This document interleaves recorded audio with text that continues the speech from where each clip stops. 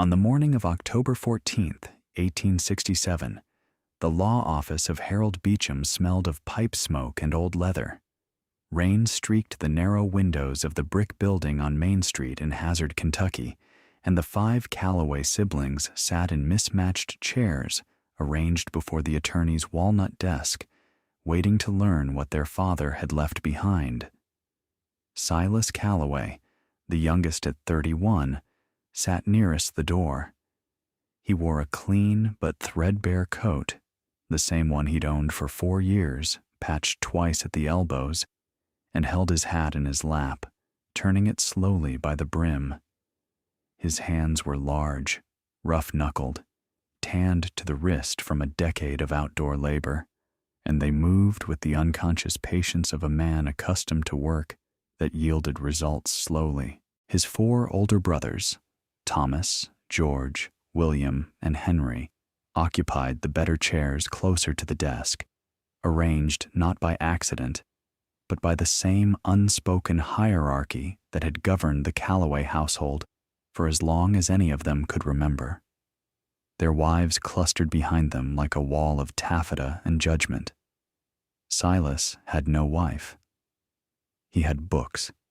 He had a worn copy of Lyell's Principles of Geology in his saddlebag outside, and the calluses that came from 10 years of working his father's lower fields, the rocky, difficult acres along Lott's Creek, while his brothers managed the profitable timber operations on the ridges above. Old Ezra Calloway had died 9 days earlier, thrown from a horse on the Ridge Road after what the doctor called an apoplectic episode. He was 68 and had built one of the more prosperous small holdings in Perry County, nearly 400 acres of timber, bottomland, and hill country, plus the sawmill on Troublesome Creek that had made him comfortable if not wealthy. He had been a hard man, not cruel but unyielding, and he had loved his sons in the way that men of his generation loved, through labor, expectation, and the gruff assumption that provision was the same as affection. Whether he had treated Silas differently from the others was a question that depended on who you asked. The older brothers would say no. Silas, if pressed, would change the subject. The rain picked up against the windows. Somewhere outside, a horse stamped and blew in the cold. Harold Beecham cleared his throat, unfolded the will, 3 pages of cramped legal script on heavy cream paper, and began to read. The divisions were predictable. Thomas, the eldest at 43, received the sawmill and 60 acres of prime timber along the North Ridge, the most productive acreage the family owned. George, 40, got the bottomland farm, 80 acres of rich alluvial soil along Troublesome Creek. William, 37, received the homestead and surrounding 40 acres, including the orchard and the kitchen garden their mother had planted before her death in 1858. Henry, 34, got the remaining timber rights and the team of 4 draft horses essential to any logging operation. Each share was worth, by rough estimate, somewhere between $800 and $2,000, meaningful sums in the hills of eastern Kentucky, where a school teacher earned $300 a year and a good horse cost $60. Then Beecham reached the final clause and paused, adjusting his spectacles. To my youngest son, Silas, I leave the Ridley Creek parcel, the 17 acres including the old Shaker mine and all structures or features therein. I also leave him the sum of $15 in cash and my personal library. The silence lasted exactly 2 seconds before George's wife, Dorothea, let out a laugh she tried to disguise as a cough. She failed. Thomas leaned back in his chair and exchanged a look with William.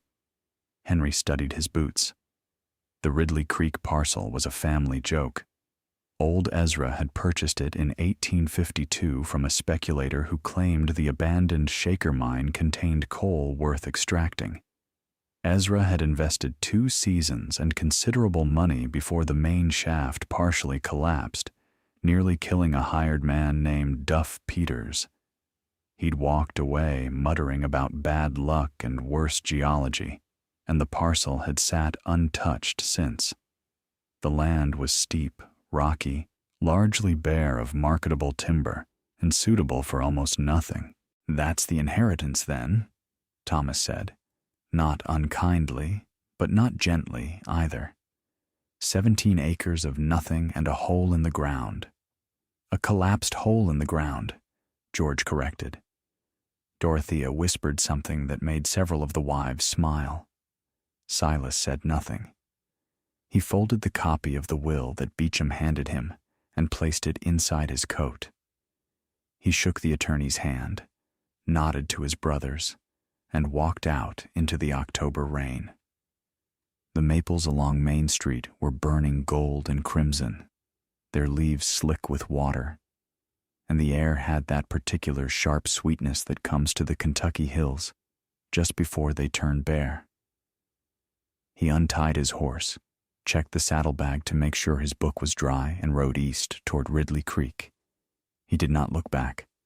The ride took most of the afternoon. The trail climbed steadily from the valley floor into the folds of the hills, following the creek through stands of tulip poplar and shagbark hickory, before narrowing to a path barely wide enough for a horse. The trees were old here. The land had never been worth logging, and their canopy formed a cathedral of amber and rust overhead, the light filtering through in shifting columns of gold. Underfoot, the trail was soft with decades of accumulated leaf mold, and the horse's hooves made almost no sound. Silas had visited the parcel only twice before, both times as a boy tagging along with his father during the doomed mining venture. He remembered the mine entrance as a dark mouth in a limestone bluff, framed by rotting timbers, with a cold draft pushing outward like the hill itself was exhaling. He also remembered something else, a feeling, vague and inarticulate, that the mine was not empty, but merely uninterested in coal. What he found when he arrived surprised him. The main shaft had indeed collapsed, but not entirely. A section of the entrance remained open, perhaps 6 feet wide and 5 feet tall, partially blocked by rubble but passable. More importantly, the collapse appeared to have opened something. Behind the fallen rock, through a gap invisible from straight on but obvious from the left side, Silas could feel moving air. Not the cold draft he remembered. This air was warm, distinctly, palpably warm, like opening the door of a house where someone had been keeping a fire all day. Except there was no house and no fire, just broken rock and warm air flowing with a gentle, steady insistence that felt less like a draft and more like breathing. Silas stood in the rain for a long time, feeling that warm exhalation against his face. Then he tied his horse to a hickory, lit the lantern he always carried in his pack, and crawled through. The passage beyond the collapse opened gradually, like a throat relaxing. He moved through perhaps 20 feet of tight, rubble-strewn crawlway, the lantern throwing wild shadows as he pushed it ahead of him, before the ceiling lifted and the floor leveled, and he could stand upright. The lantern light pushed into the darkness and found space, more space than the original mine shaft had suggested. The passage widened, the walls pulling back on either side, and the air grew warmer with every step. 20 paces farther, he entered a chamber. It was roughly 30 feet across and perhaps 12 feet high at the center, irregularly shaped, with a ceiling that rose and dipped like a frozen wave. The walls were natural limestone, not the squared-off surfaces of the mined shaft behind him, but the organic contours of a space that water and time had carved from living rock over millennia. Mineral deposits streaked the stone in bands of cream, rust, and pale green, and in places the rock had a crystalline sparkle that caught his lantern light and threw it back in tiny scattered points. Water seeped from the far wall, not a dramatic spring, but a steady flow running down the limestone face and collecting in a shallow pool on the chamber floor, perhaps 8 feet across and a few inches deep, before draining through a crack in the rock into some deeper passage below. But the immediate, overwhelming sensation was warmth, not the dry warmth of a heated room or the sharp warmth of a fire. It was humid, gentle, pervasive, a warmth that seemed to rise from the floor and radiate from the walls and exist in the air itself. Silas knelt beside the pool and put his hand in the water, bath temperature warm, perhaps 90 degrees. He sat on a flat stone and simply felt the warmth. His geological reading had taught him about thermal springs, about heat rising from deep within the earth through fractured rock, about the thermal stability of caves. But he had never experienced it so directly. The warmth seemed to rise from the floor itself, concentrated near the seeping water, and the air moved gently, drawn from somewhere below and venting through the entrance passage. He stayed for an hour, exploring the edges of the chamber, noting the passage that continued deeper. Then he crawled back out into the October twilight, where the temperature had dropped into the low 40s, and the contrast hit him like a door slamming between two worlds.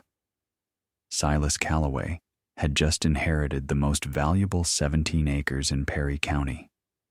He simply didn't know it yet. He spent the first 2 weeks clearing the entrance, working alone with a pickaxe, a shovel, and a wheelbarrow he carried up the trail in pieces on his horse. He removed enough collapsed rock to walk upright into the passage. He camped outside in a canvas tent, cooking over an open fire, washing in the creek. November arrived and the nights turned bitter, but inside the passage the temperature held steady. He began measuring it. Using a mercury thermometer purchased in Hazard for 60 cents, a significant expense given his total savings of $11, he recorded temperatures at various points twice daily. The readings were remarkably consistent. 84 to 88 degrees near the seeping water, 72 to 75 in the main chamber, cooling toward the entrance. Outside, November temperatures ranged from the mid-20s to the low 50s. The source, he determined through weeks of observation and reading, was a geothermal spring. Water heated deep in the Earth's crust, rising through fractured limestone along what he reasoned must be a fault line. The warm water emerged in the chamber and in at least 2 deeper passages, heating the surrounding rock, which radiated warmth into the air. The cave functioned as a natural furnace. The thermal mass of thousands of tons of surrounding limestone stored heat and released it slowly, maintaining stable temperatures regardless of surface weather. Natural convection drew fresh air through fissures in the hillside, ventilating the space without cooling it significantly. He had a heated house built by geology over millennia. Understanding this changed everything. Instead of surviving winter in a tent, a prospect that had been growing grimmer with each passing frost, Silas moved into the cave. He carried in his bedroll, his supplies, his books, the thermometer, and the few personal possessions that constituted his entire material life. He built a sleeping platform from hickory saplings, raising it 8 inches above the damp floor on legs he cut and peeled himself. He fashioned a table from split red oak, smoothing the surface with a hand plane he'd owned for years. He hung his lantern from a calcite knob on the ceiling, a natural projection that held the rope as if designed for the purpose, and the light threw dancing shadows on the limestone walls, catching mineral flecks and making the chamber glitter faintly, like a room lined with distant stars. On the first night, lying on his platform in the steady warmth, listening to the murmur of the spring and the silence of the stone around him, a silence not empty, but full, the accumulated quiet of millennia, He admitted to himself that this was the most comfortable he had been in years, perhaps ever. The warmth was not merely physical. It was the warmth of a place that seemed to accept his presence, to fold around him without judgment or expectation. The cave did not care that he was the youngest son, the overlooked brother, the man who'd inherited nothing worth having. The cave simply was, and it was warm, and he was welcome in it. He slept deeply that night and woke to the same temperature, the same gentle sound of water, the same soft lantern glow reflecting from stone that had stood unchanged since before any Calloway had set foot in Kentucky. Word reached Hazard quickly. Thomas sent a message suggesting Silas could winter in the homestead's barn, an offer that mixed charity with condescension so thoroughly neither could be separated. Dorothea reportedly told women at church that Silas had gone simple and was living like a bear. The phrase stuck.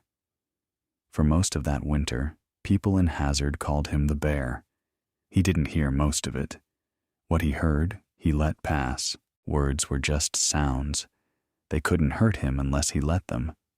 Instead, he worked. Through November and December, he improved the chamber. He mortared the floor with flat stones from the creek. He built a door frame and hung a heavy oak door with an air gap at top for ventilation.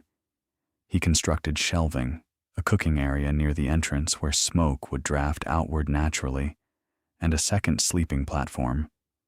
He also explored deeper. The passage continued another 200 feet beyond the main chamber, narrowing in places to tight squeezes where the limestone pressed close on either side, and he had to turn sideways and exhale to push through. These tight spots opened, each time, into smaller chambers. 3 of them, like beads on a string, connected by the narrowing throat of the passage. The second chamber was unremarkable, a rough oval perhaps 15 feet across with a low ceiling and more seeping water. The third was slightly larger, with better air and a ceiling that rose to a comfortable 8 feet. But it was in this third chamber, roughly 140 feet from the entrance, that Silas found something that stopped him motionless, his lantern raised, his breath caught in his chest. The walls were covered in crystals, not the dull mineral deposits of the main chamber, but true crystalline formations, clusters of translucent, sharply pointed crystals growing in radiating sprays from the limestone substrate. Some were as small as a fingernail, others as long as his forearm. They covered the walls in patches and sweeping fans, concentrated most densely on the far wall where the passage dead-ended in solid rock, but scattered across the ceiling and even growing upward from the floor in stubby clusters that looked like frozen fountains. They caught his lantern light and shattered it into fragments of pale gold, ice-white, and, most remarkably, a delicate, ethereal blue, like the color of a winter sky just before dawn.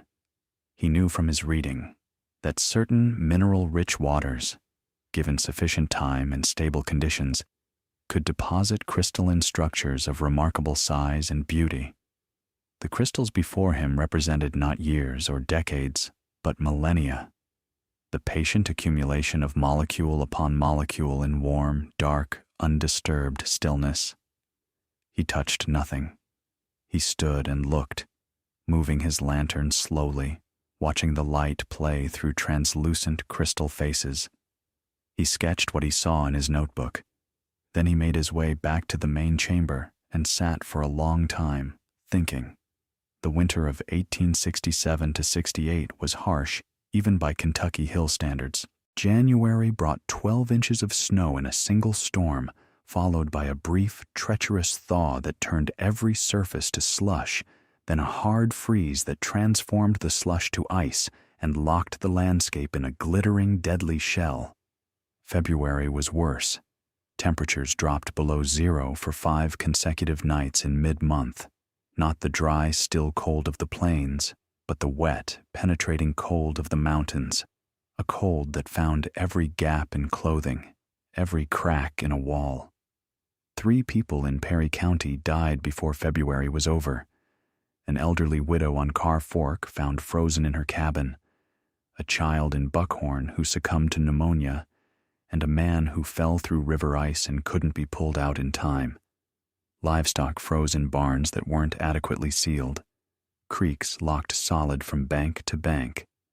Inside the cave, Silas's thermometer read 76 degrees. He had enough supplies to last through February: dried beans, cornmeal, salt pork, coffee, a small quantity of sugar, supplemented by rabbit and squirrel from his trap line along the creek.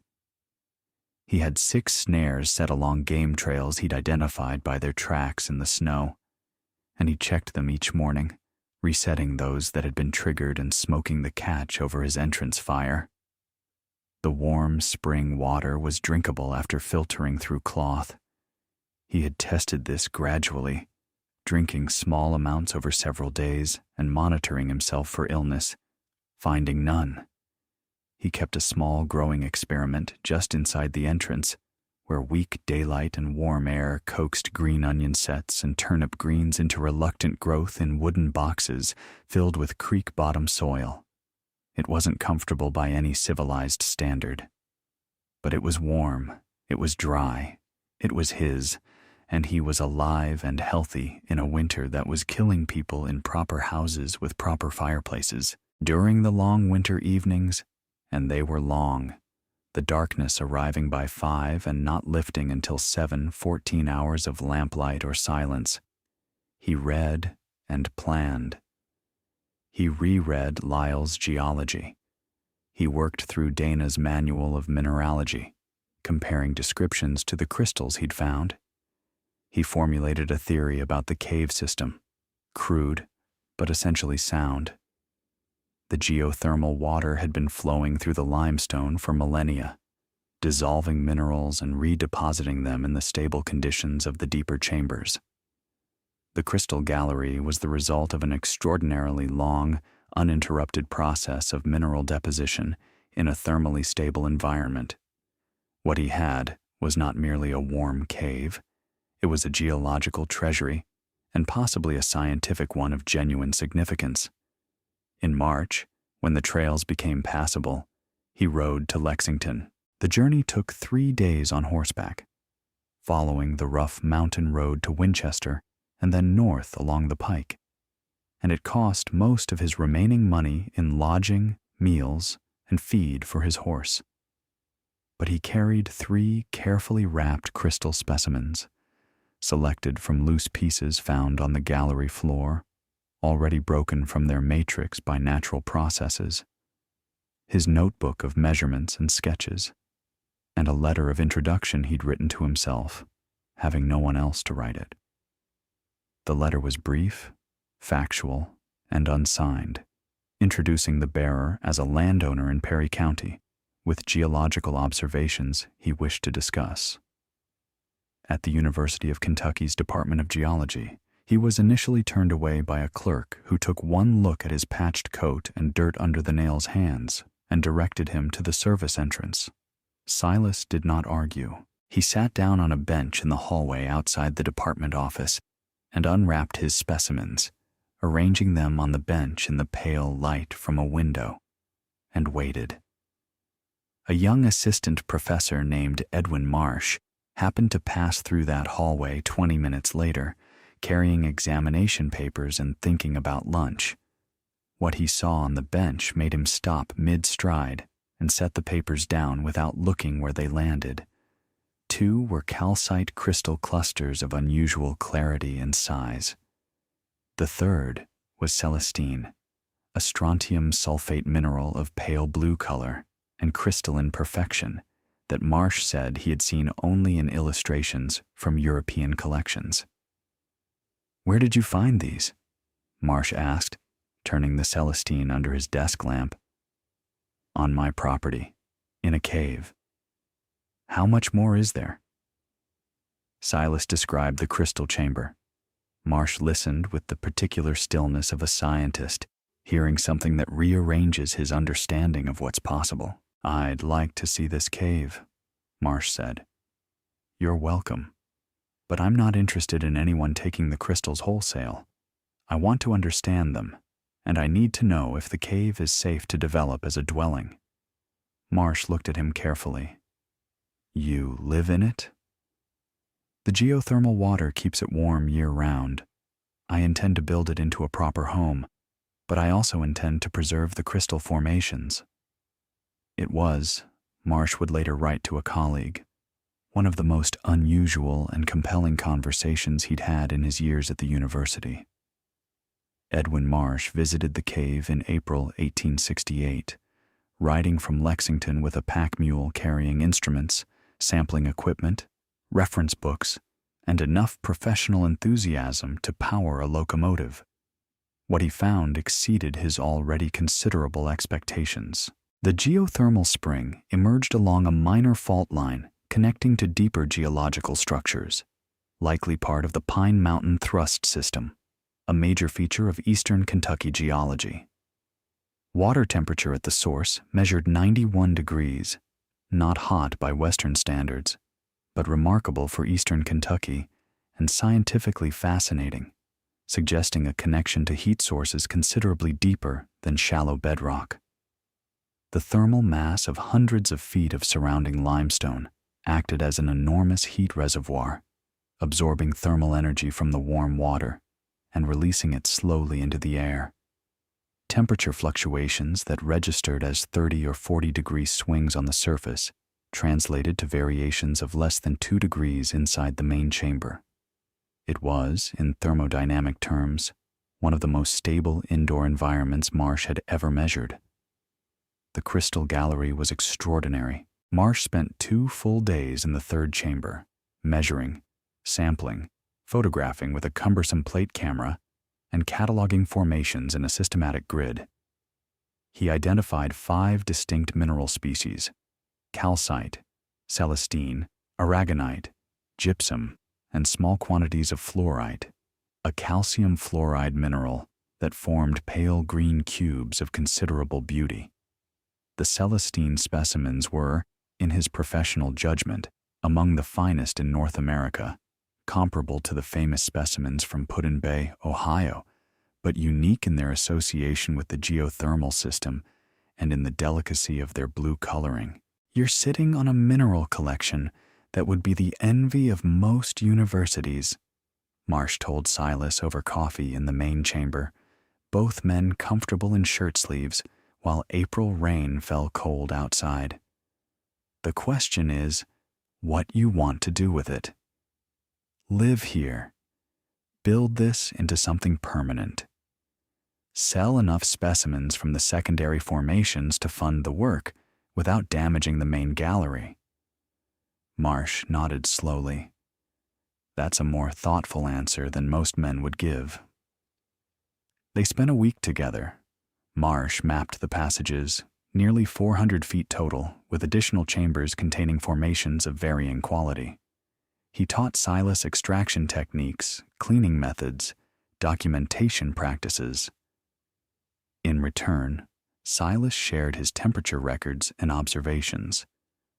Marsh was impressed enough to incorporate them into a paper he would publish the following year in the American Journal of Science, with full credit to Silas. Before leaving, Marsh made 2 introductions by letter, one to Horace Blackwell, a mineral dealer in Cincinnati, and one to a colleague at the Smithsonian building a national mineral collection. These introductions would change everything. Through the spring and summer of 1868, Silas carefully extracted specimens from secondary chambers and shipped them to Blackwell in Cincinnati. The quality was consistent and high, the Celestine specimens finding eager buyers among East Coast collectors. By August, Silas had earned more than $300, more money than he'd seen in his life combined. He spent it on the cave. He hired 2 men from Hazard.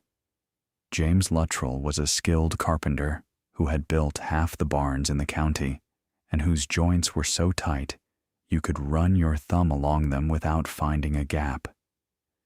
He was 45, red-haired, methodical, and possessed of the quiet confidence that comes from decades of making things that work. Moses Freeman was a formerly enslaved man who had stayed in Perry County after the war and possessed an almost supernatural talent for stonework, a capacity to look at a piece of limestone and know where it wanted to split, how it wanted to be laid, what shape it was waiting to become. Moses was 53, quiet, powerfully built, with hands that could palm a 20-pound stone as easily as a dinner plate, and accustomed to being underestimated. This last quality gave him and Silas an immediate, unspoken understanding. Two men who had learned that the world's assessment of their worth bore no relationship to their actual capabilities. Together, the three of them transformed the main chamber over that summer and into the fall. The work was methodical and deliberate, each task planned before it was begun, each problem solved through discussion rather than improvisation.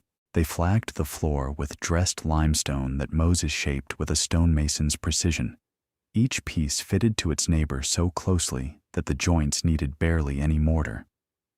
Silas laid the stones in patterns that were functional rather than decorative, slightly crowned at the center of each section to shed water toward the walls where narrow channels directed moisture toward the spring's natural drainage.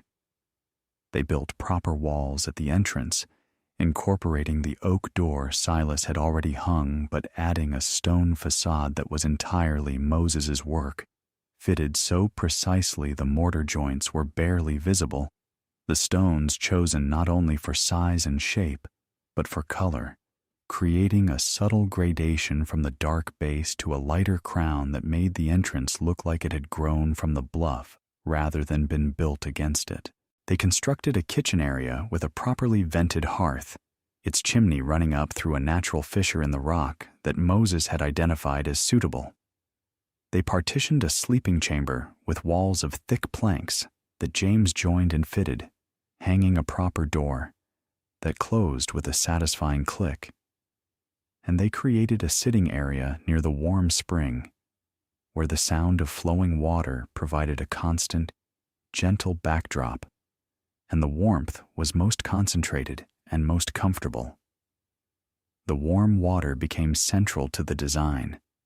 Silas channeled it through a stone-lined trough along one wall, radiating heat before draining back to its natural course.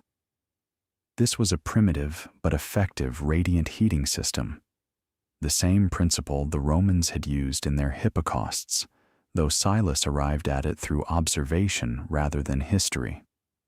Moses suggested lining the trough with dark slate instead of pale limestone.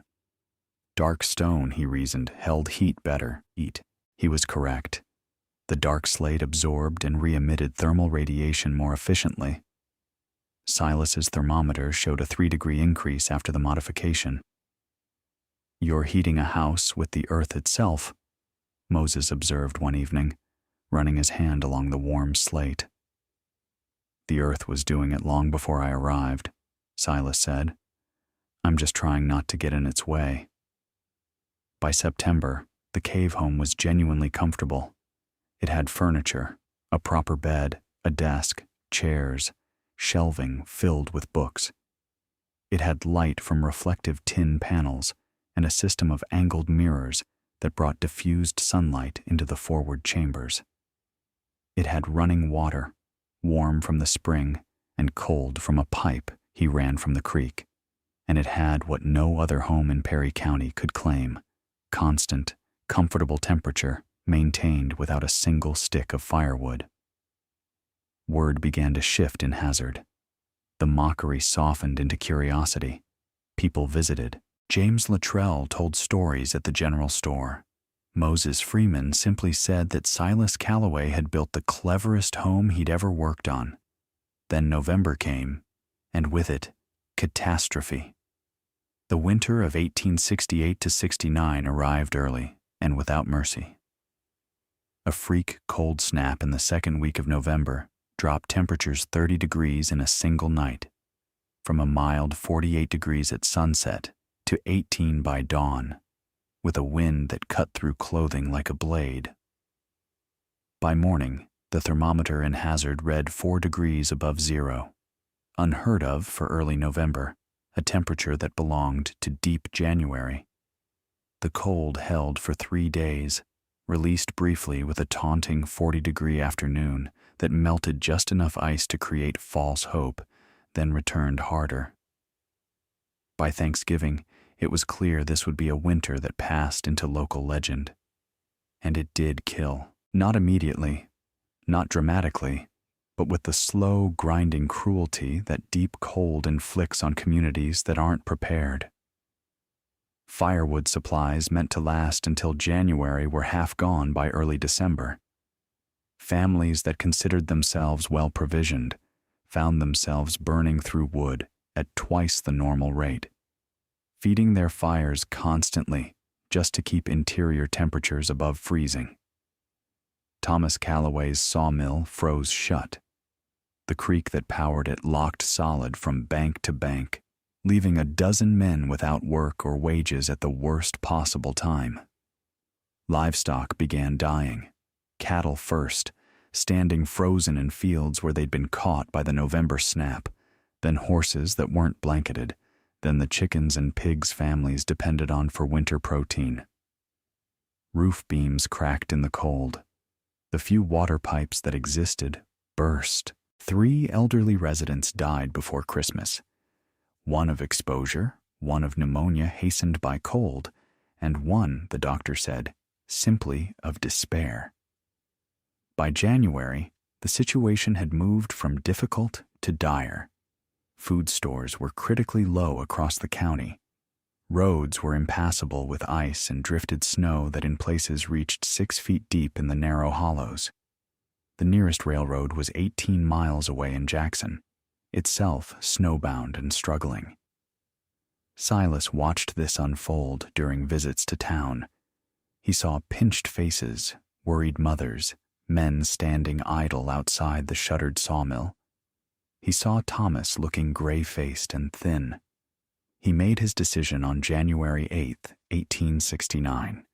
He rode into Hazard and found the usual group of men huddled around a dying stove at the general store. He spoke quietly, without drama. "I have a cave on Ridley Creek that stays warm all winter without a fire. 75 degrees, give or take, warm water running through it. Anyone who needs shelter, anyone with children or elderly who are suffering, you're welcome." The silence was complex. There was pride involved, and embarrassment, and the reluctance of people who had mocked a man to accept his charity. A man named Guthrie spoke first. He was 35, a farmer from the Buckhorn Road whose hands were cracked and raw from splitting wood in the cold. His wife, Sarah, had been ill with a chest complaint for 3 weeks, a deep, wet cough that wouldn't break. His 2 young children, a girl of 6 named Mary and a boy of 4 named John, were in poor condition, thin and coughing, and too cold to sleep properly at night. "How warm?" he asked, and his voice carried the particular flatness of a man who has stopped hoping, but can't quite stop asking. 76 degrees this morning. I have a mercury thermometer. You can check it yourself when you arrive." Guthrie arrived that evening with Sarah and the children on a mule-drawn sled, the woman wrapped in every blanket and quilt they owned, and still shivering so hard her teeth chattered audibly. The children were silent with cold, huddled against their mother like small animals seeking warmth from a body that had none left to give. When Sarah Guthrie stepped through the stone doorway into the warm air, she began to cry. Not from sadness, but from the sheer physical relief of warmth after weeks of grinding, inescapable cold. Within a week, 14 people lived in Silas's cave. Within 2 weeks, 31. He organized them with his characteristic patience. The main chamber became communal living space, meals, conversation, the general business of shared existence. The secondary chambers, cleared of debris and floored with salvaged planks, became sleeping quarters, one for families with children, one for single men, one kept warmest by its proximity to the spring source, for the sick and elderly. Moses Freeman, who was among the first to arrive, built partitions and sleeping platforms with remarkable speed. James Luttrell fashioned a ventilation system using wooden ducts and natural draft to manage air quality with so many people breathing in an enclosed space. The warm spring water, which had comfortably served one quiet man, was now tasked with warming a small community.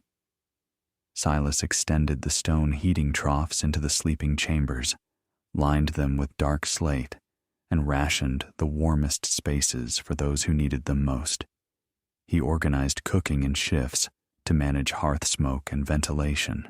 He posted rules on a board by the entrance: no open flames except at the hearth, no blocking ventilation gaps, the crystal gallery gated and off limits. He organized supply runs, twice weekly treks to Hazard, teams of the strongest men hauling provisions on sleds through waist-deep snow. Silas funded these purchases from his crystal money. The $300 he'd earned was now feeding and sheltering people who, months earlier, had called him the bear and questioned his sanity. He never mentioned this irony. He never made anyone feel the weight of their earlier mockery. Purpose was a stronger medicine than pride. He simply worked. Among the refugees was a young woman named Clara Hoffman. Clara was 26, the daughter of a German immigrant pharmacist who had settled near Hazard in 1859. Her father had died of typhoid in 1864, her mother 2 years later, leaving Clara and her younger brother Friedrich to manage on her teacher's salary. She was educated. Her father had taught her Latin, chemistry, and botany, practical, quietly fierce, and had arrived with Friedrich and 3 students whose families couldn't keep them warm. While most refugees settled into grateful passivity, Clara organized. She established a teaching schedule for the children, using a chalked section of wall as a blackboard. She created a more efficient system for food preparation. She inventoried medical supplies, her father's pharmaceutical knowledge having passed to her, and treated the minor ailments of close-quarters living. She also asked technical questions, not the polite, surface-level inquiries that most visitors made, but specific, analytical questions that revealed an active mind, engaging directly with what she observed. "The water temperature is higher near the back wall than at your trough outlet," she said to Silas one evening, while the main chamber hummed with the quiet activity of its temporary community. Children doing lessons by lamplight, women mending clothes, men playing cards and talking in low voices. If you redirected the intake to draw from the source fissure rather than the pool, you'd gain several degrees before the water enters your heating channels. Silas looked at her. "How do you know where the source is?" "I followed the water upstream along the wall. It enters through a crack about 18 inches above the floor, behind that shelf of calcite deposit. The temperature there is at least 90 degrees. I held my hand in it for a timed minute. You're losing heat to the pool before it reaches the trough. The pool is mixing the source water with cooler seepage and dropping the temperature 8 or 10 degrees unnecessarily." He modified the trough the next day, rerouting the intake with Moses's help to draw directly from the source fissure. The main chamber's ambient temperature rose 4 degrees. Clara observed the change, noted it with a brief nod, and said nothing further about it. She didn't need to. Their courtship, if it could be called that, and neither of them would have used the word at the time, was built on such exchanges, practical, intellectual, grounded in shared work and mutual respect. They talked about geology and pharmacology, about German poetry and Kentucky wildflowers, about the education of children in rural communities, and the thermal properties of limestone. They debated teaching methods and specimen preparation techniques. They argued gently and productively about the best placement for a second cooking hearth. They rarely spoke about feelings directly, but feelings were present in every exchange, every glance across the crowded chamber, every moment when their hands touched passing a tool or a cup of coffee, and neither pulled away quite as quickly as they might have. Friedrich, 17 and perceptive in the way that younger brothers often are, watched this develop with the quiet amusement of someone who recognized inevitability when he saw it. He said nothing, but he smiled more than usual that winter. The winter broke in late February. The ice released its grip gradually, almost grudgingly, as if reluctant to admit defeat. The cave's residents returned to their homes one family at a time, blinking in the watery sunlight like creatures emerging from hibernation. Sarah Guthrie had recovered fully, her chest complaint healed by weeks of warm, humid air and Clara's careful ministrations. Her children were healthy, bright-eyed, and, thanks to Clara's improvised lessons, could now read simple sentences, a skill they hadn't possessed when they arrived. The old man from Carr Creek, who had come in half-frozen and barely conscious, was walking under his own power. No one who had sheltered in the cave died during a winter that claimed 11 lives in Perry County. Silas did not attend the church service held in March to give thanks for the community's survival. He wasn't a church-going man, and he had no taste for public gratitude. But he heard afterward that the preacher had spoken his name from the pulpit, and that no one in the congregation had laughed or whispered or looked away. The mockery was over. The bear had kept the town alive. Spring brought transformation, with crystal money and growing income. Blackwell reported that Callaway Celestine commanded premium prices in European markets, with collectors in London and Berlin paying 4 and 5 times what American buyers offered. Silas expanded the cave home. He and Moses excavated and finished 2 additional chambers for living space, working through April and May with the careful, measured pace that all work inside the cave demanded, where a careless swing of a pickaxe could damage 1,000 years of mineral formation.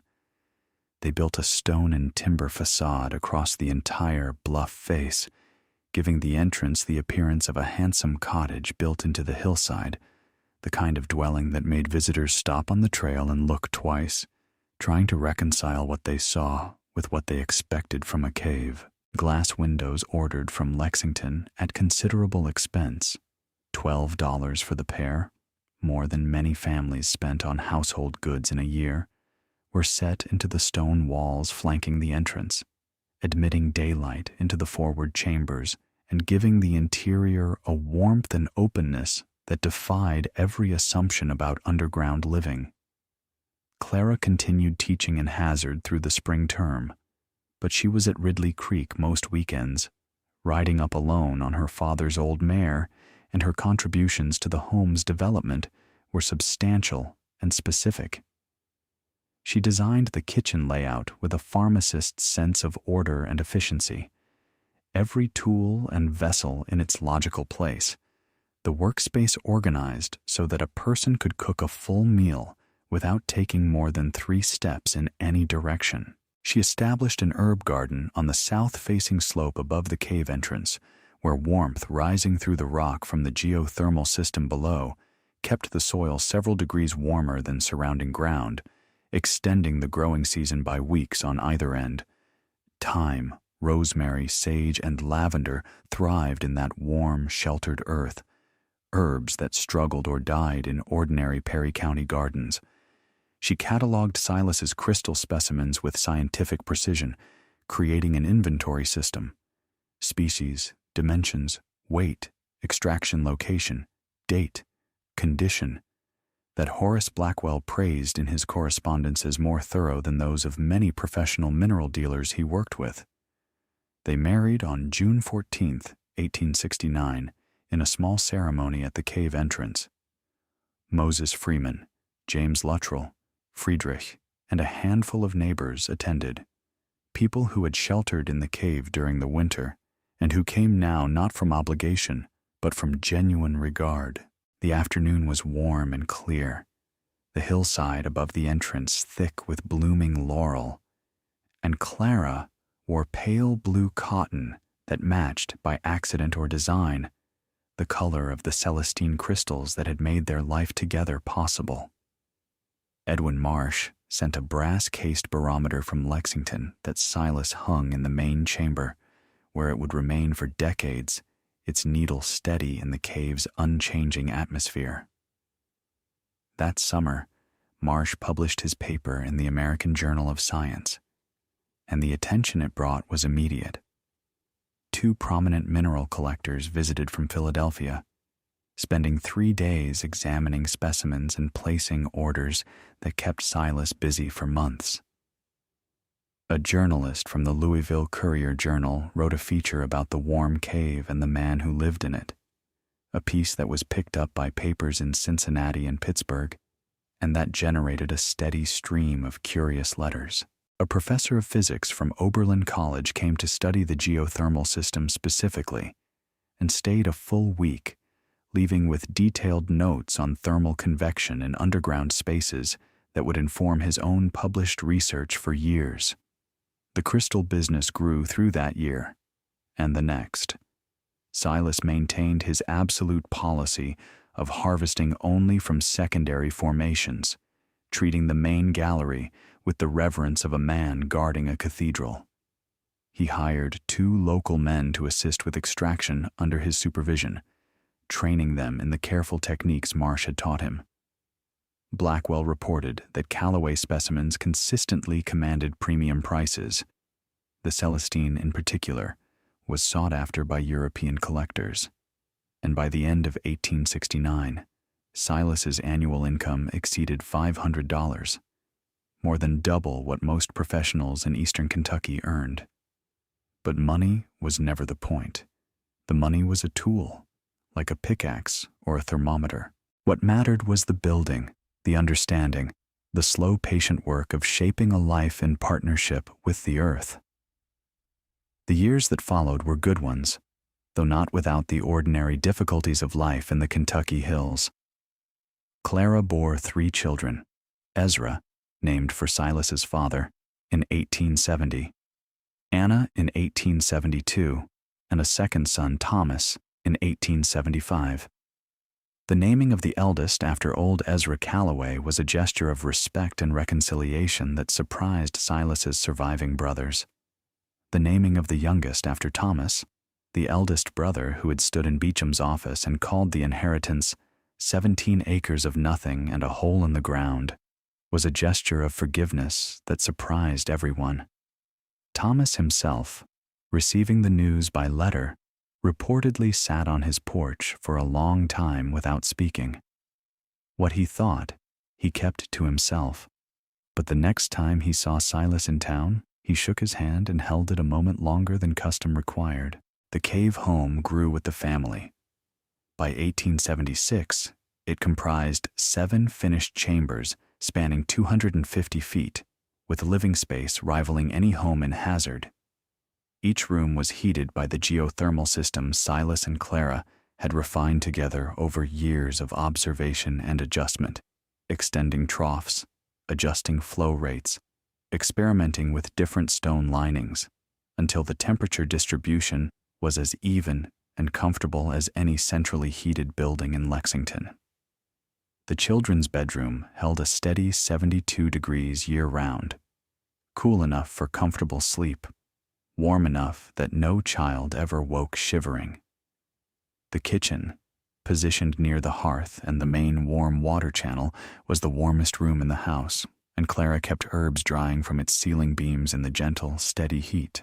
The sitting room, furnished with floor-to-ceiling bookshelves, comfortable chairs upholstered in leather, a writing desk for Clara's correspondence, and a piano that Moses helped haul up the trail in pieces, reassembling it in the cave with a combination of carpentry skill and vigorous profanity that became one of the family's most repeated stories, was where they gathered each evening to read, talk, and play music in the warm, lamplit quiet of the underground home.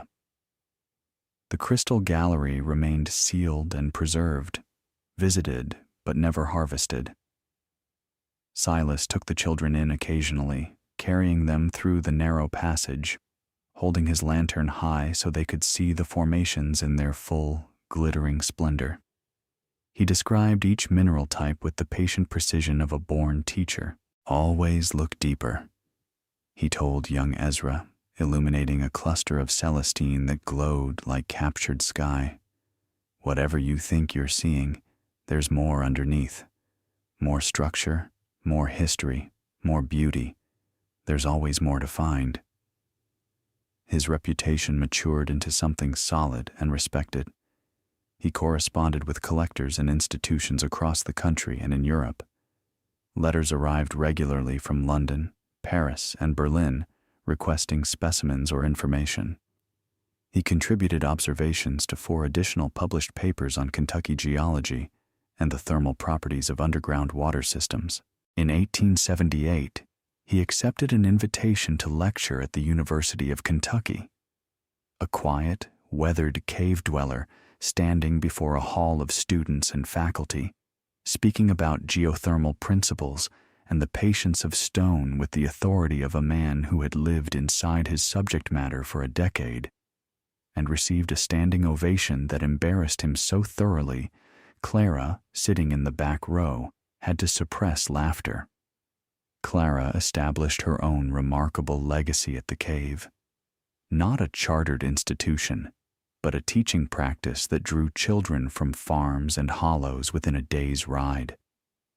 She taught reading, arithmetic, geography, natural history, and basic chemistry, using the cave as a classroom and the crystal gallery as the world's most compelling visual aid. Children who might otherwise have grown up without any formal education learned to read in a warm limestone chamber lit by lanterns and mirrors, surrounded by the evidence of geological time, taught by a woman who believed knowledge was the one inheritance no one could ever take away.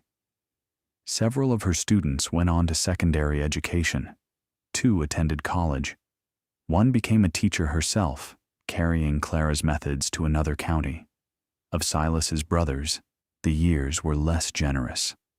Thomas ran the sawmill successfully through the 1870s, building a reasonable prosperity on the foundation their father had laid. But in 1881, swept up in a timber boom that promised fortunes to those who expanded fast enough, he borrowed heavily to acquire new cutting rights and modern equipment, a steam-powered saw, a logging road, contracts for railroad ties that seemed certain to pay handsomely.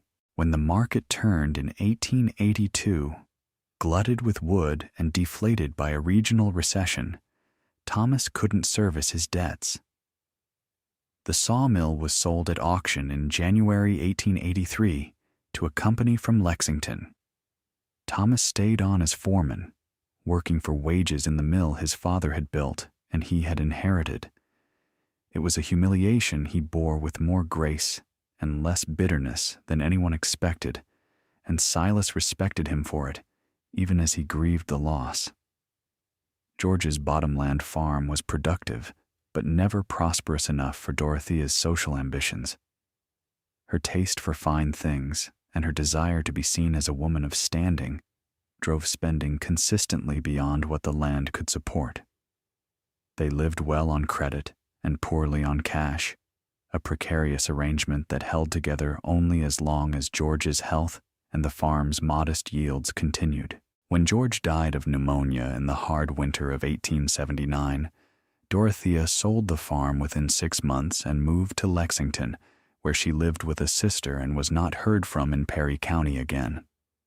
William kept the homestead and lived there quietly until his death in 1888, tending his father's orchard and his mother's garden with steady, unambitious contentment.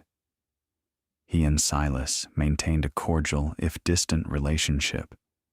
The 2 brothers, who had neither the drive to succeed spectacularly nor the ambition to fail dramatically, Henry drifted west in 1873, carrying a restless energy that Kentucky could not contain.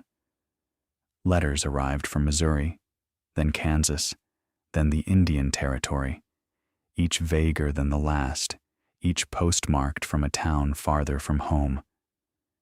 After 1876, no more letters came. Whether he found fortune or failure, life or death in the Western Territories, no one in Perry County ever learned. Silas watched these trajectories without satisfaction. There was no pleasure in his brother's struggles, and he never spoke of them with anything but quiet sorrow. When Thomas lost the sawmill, Silas rode to Hazard and offered him genuine work. Not charity, but real employment, maintaining and expanding the cave system at fair wages. Thomas looked at him for a long moment, and something complicated moved behind his eyes: gratitude, shame, and the irreducible pride of an eldest son who could not bring himself to work for the youngest. He declined. Silas understood. He shook Thomas's hand and never mentioned the offer again. Some distances cannot be closed by generosity, no matter how sincere. The 1880s were the fullest years, the decade of harvest. Silas was in his 50s, his hair gone iron gray, his hands still capable, but beginning to show the stiffness that a lifetime of physical work bestows. Clara, in her 40s, managed much of the crystal correspondence while maintaining her school with undiminished energy. Young Ezra studied geology at the University of Kentucky under Edwin Marsh, now a full professor. Anna had married a schoolteacher named James Abbott from Harlan County and was establishing her own school there, carrying her mother's methods into new territory. Young Thomas, at 10, followed Moses Freeman everywhere, absorbing the old stoneworker's knowledge with his father's quiet patience. Moses himself was 68 now, thinner but still straight, his hands still precise with stone. He lived in a cabin he and Silas had built together near the cave entrance, taking meals with the Calloway family.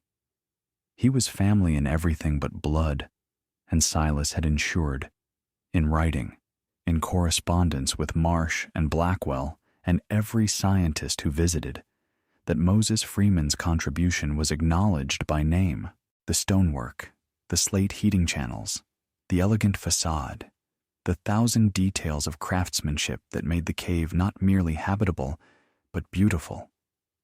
These were Moses's legacy as much as Silas's, and both men knew it without needing to say so. The cave had become a regional landmark. Visitors came regularly, scientists studying the geothermal system, mineral collectors placing orders, journalists seeking stories, and curious travelers who had read about the warm cave in the hills and wanted to see it for themselves. Silas welcomed them all with quiet hospitality, offering coffee and conversation in the sitting room, explaining thermal mass and convection with the easy authority of long experience. For those who showed genuine respect and scientific interest, he would unlock the crystal gallery and lead them through the narrow passage, holding his lantern high and watching their faces as the light caught the formations and transformed the darkness into wonder. The gallery had grown more beautiful to him over the years. Nothing visible had changed, crystal growth measured in fractions of a millimeter per century. But he understood the formations more deeply now, their chemistry, their structure, the immense time scales they represented, the precision of conditions required for their existence. And understanding, he had come to believe, deepened beauty the way light deepened color. You could not fully see what you did not partially understand. Silas Calloway died on March 3, 1891, at the age of 54. Pneumonia took him, as it took so many in that era, and it took him quickly, 10 days from first cough to final breath. He died in the main chamber of the cave home, in the bed he and Clara had shared for 22 years, with the warm spring water murmuring through its stone channels 6 feet away, and the temperature holding steady, as it always held, at 74 degrees. The lantern burned on the shelf where it had burned 10,000 evenings before, and its light caught the mineral flecks in the limestone walls and scattered them like the faintest echo of the crystal gallery deep within the hill. Clara was beside him, holding his hand. So was Ezra, 21 now and already publishing geological papers in the journals his father had once only read.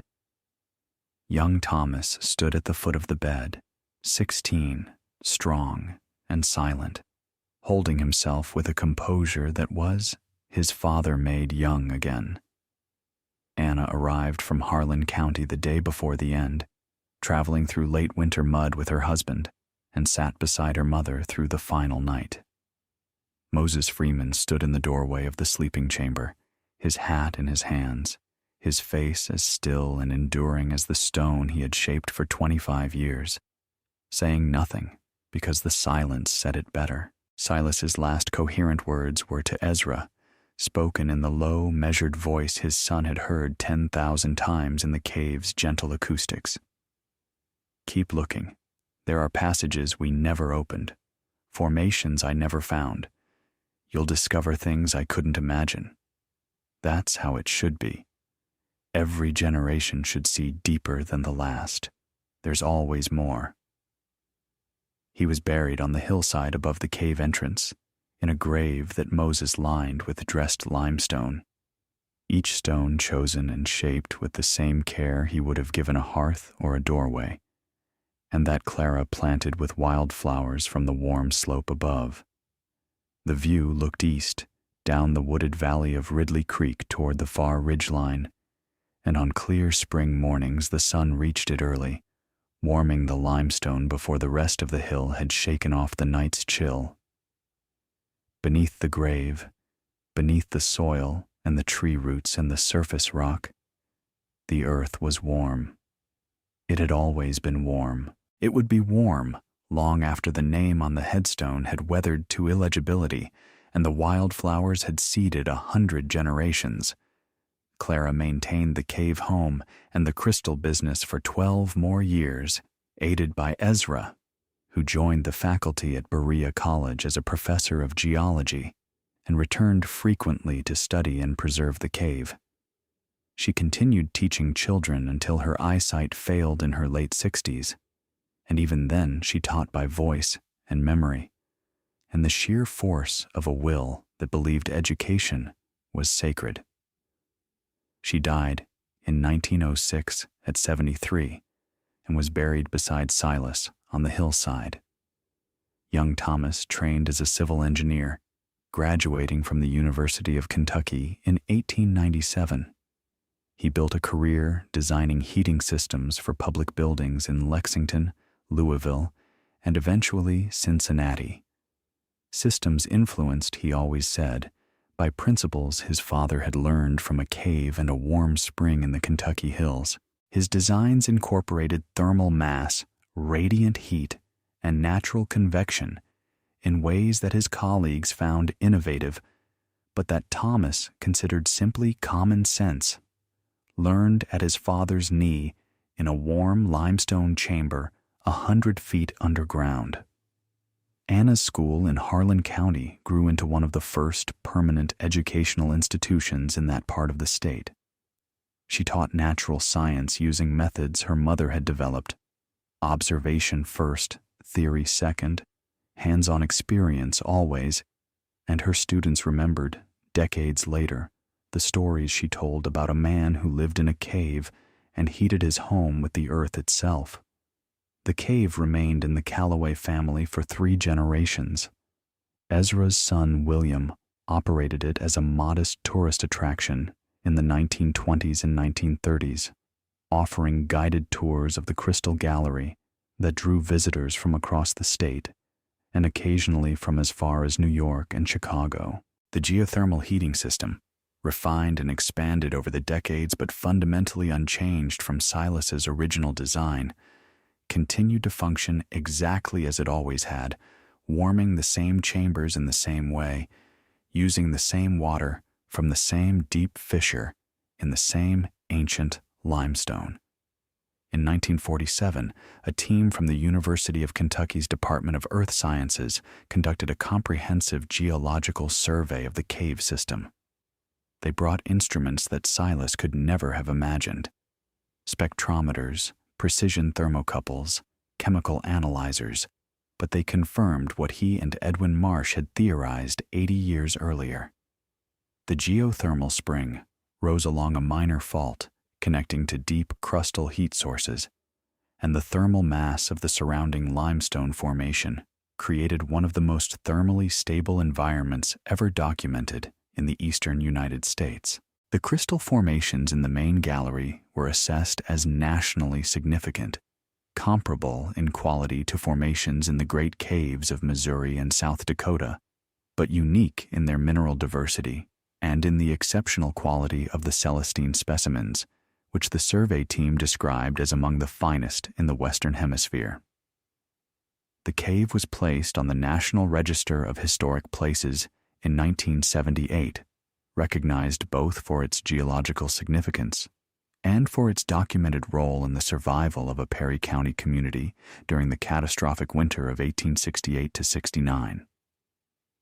The nomination papers, prepared by a historian who was herself a descendant of one of the families Silas had sheltered, noted that the geothermal heating system designed by Silas Calloway anticipated principles of passive thermal regulation and radiant floor heating that would not be formally studied in building science for another century. What a self-taught man in a Kentucky cave had understood intuitively in 1868, the paper noted, building engineers in the 1970s were only beginning to rediscover.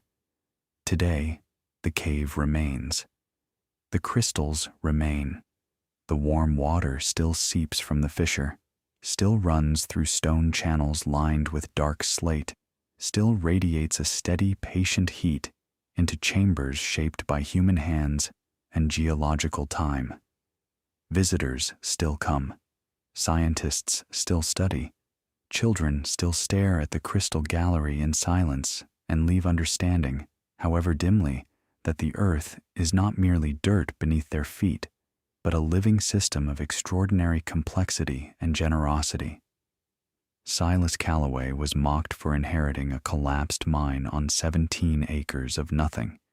He found warmth where others saw rubble, beauty where others saw darkness, and purpose where others saw nothing worth having. He never confronted his brothers. He never sought revenge or demanded recognition or asked for the apology that anyone might have said he deserved. He simply built and learned and shared what he found with anyone who needed it. Surviving, he had discovered, was building, and building was its own reward. The earth gave him heat. He gave it back as shelter. And in the deep chamber, where Celestine crystals still catch lamplight and scatter it into pale blue fragments of something that looks very much like captured sky, there is a small brass plaque on the wall. Ezra placed it there in 1892, the year after his father died. It bears a single line. The words Silas spoke most often to his children, to his students, to anyone willing to look closely at what the earth had made. There's always more to find.